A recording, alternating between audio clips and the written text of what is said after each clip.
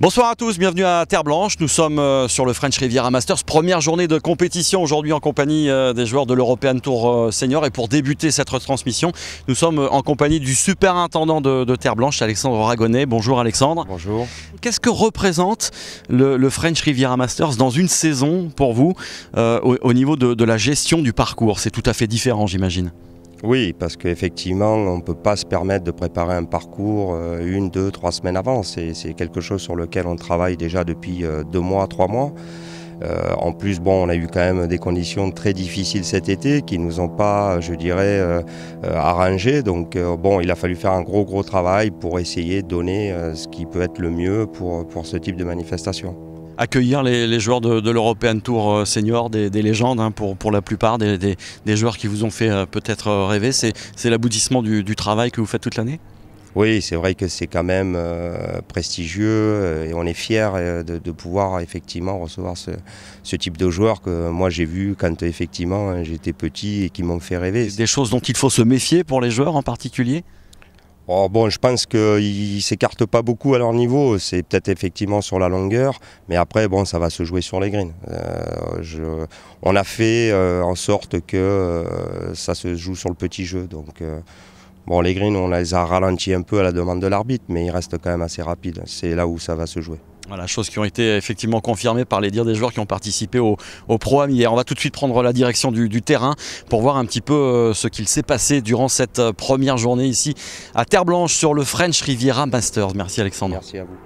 Un homme s'est signalé dans les parties du matin, auteur d'un aller en 32 avec 2 birdies et 1 eagle. Le japonais Katsuyoshi Tomori a pris rapidement les commandes du tournoi avant de concéder 4 bogeys au retour pour finalement rendre une carte de 70. Puis l'Australien Peter Fowler, après des débuts difficiles, signait lui 5 birdies pour rendre une carte de 68, ce qui faisait de lui le premier leader au clubhouse. Mark Farry, le vainqueur de l'édition 2010 avec 5 birdies, occupait longuement le haut du leaderboard avec une place dans le top 5, mais un double bogey douchait ses espoirs et il signait finalement une carte de 73.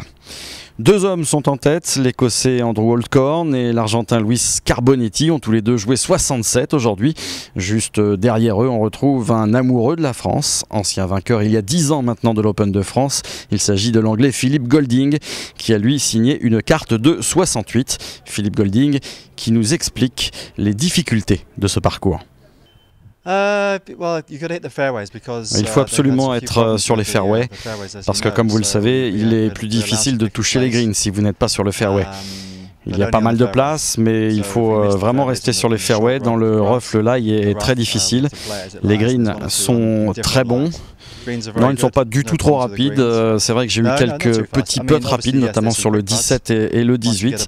Mais il faut choisir la bonne ligne et tenir compte de la vitesse. En fait, j'ai fait 5 birdies au retour, donc tout va bien pour l'instant.